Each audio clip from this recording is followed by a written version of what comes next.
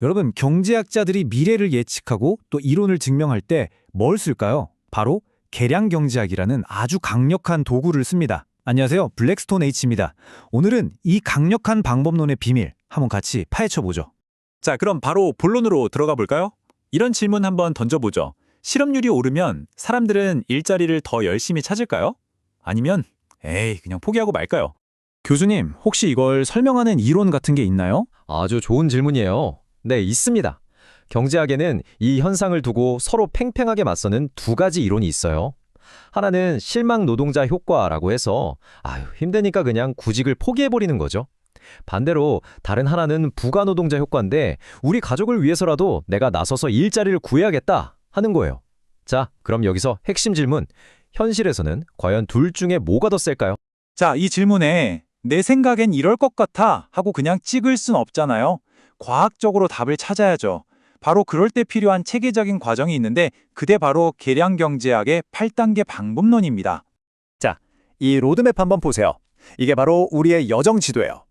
1단계에서 질문을 던지고 이론을 세우는 것부터 시작해서 2단계에서 데이터를 모으죠. 그리고 3, 4단계에서 설계도를 그리고 5단계부터는 본격적으로 분석에 들어가서 마침내 결론에 도달하는 거예요. 자, 그럼 이 지도를 들고 우리 실업률 질문에 대한 답을 찾으러 한번 떠나볼까요? 자, 그럼 우리 여정의 두 번째 단계, 바로 데이터 수집입니다. 뭐니 해도 모든 분석의 시작은 결국 이 숫자들, 바로 데이터라는 재료에서부터 출발하거든요. 근데 경제학자들은 주로 어떤 종류의 데이터를 쓰나요? 네, 그것도 아주 중요한 포인트죠. 그게 세 가지가 있다고 보면 돼요. 시간의 흐름에 따라 쭉 살펴보는 시계열 자료, 그리고 특정 시점을 딱 잘라서 보는 횡단면 자료, 마지막으로 이 둘을 합쳐놓은 패널 자료가 있습니다. 어떤 질문을 던지느냐에 따라 써야 하는 열쇠가 다른 셈이죠.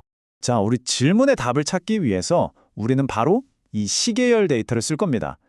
여기 보이는 표가 바로 1980년부터 2007년까지 미국의 노동시장 참가율, 그러니까 CLFPR, 그리고 실업률, CUNR을 정리해 놓은 거예요.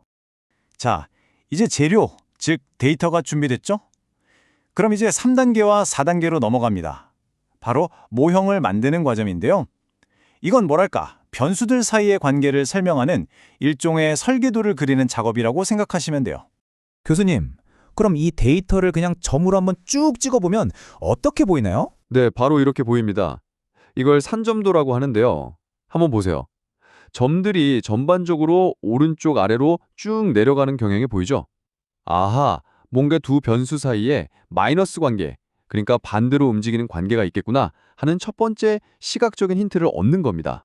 자, 이 관계를 수학적인 언어, 즉 수식으로 표현하면 바로 이렇게 됩니다. 여기서 우리가 정말 궁금한 건 바로 저기 보이는 베타2예요. 이 숫자가 뭘 의미하냐면 실업률, 즉 CUNR이 1만큼 변할 때 노동시장 참가율, CLFPR이 과연 얼마나 변하는지를 보여주는 거예요. 한마디로 두 관계의 기울기를 나타내는 아주 핵심적인 숫자죠.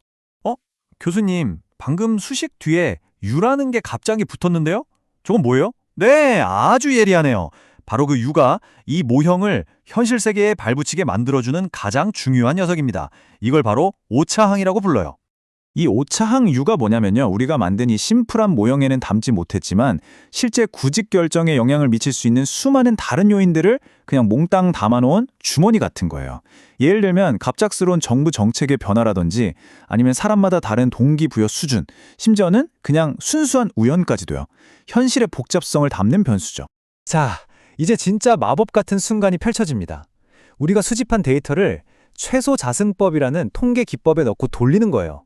이건 뭐냐면 아까 봤던 그 점들 있잖아요?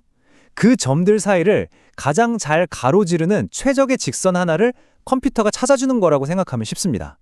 그렇게 했더니 짜잔! 막연하게만 했던 우리 모형에 이렇게 구체적인 숫자들이 채워졌습니다.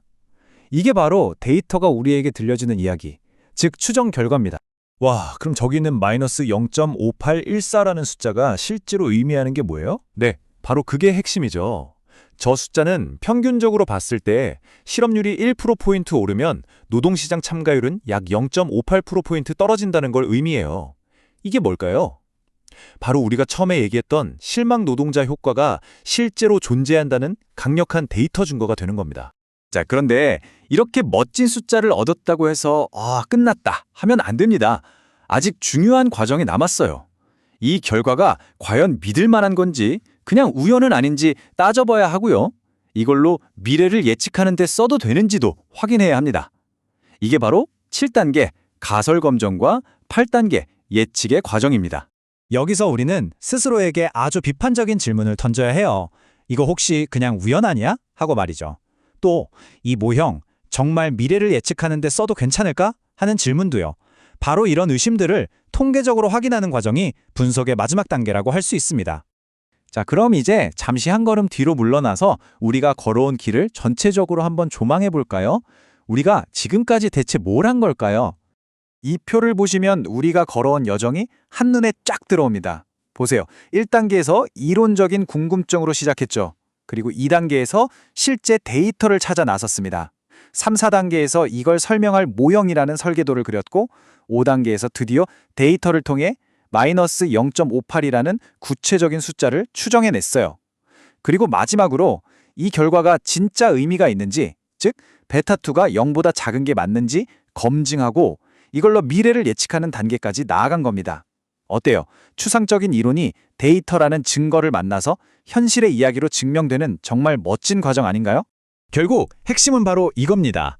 계량 경제학이란 건 저기 멀리 있는 것만 같던 추상적인 경제 이론과 이 복잡하고 정신없는 현실 세계를 데이터라는 아주 특별한 언어로 단단하게 이어주는 다리와 같은 역할을 하는 거죠.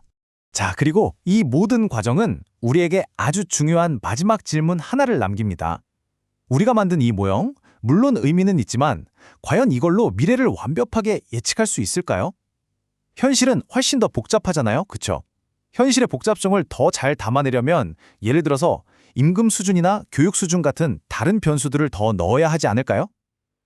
바로 이런 고민을 시작하는 것이 계량 경제학의 세계에서 다음 단계로 나아가는 첫걸음이 될 겁니다.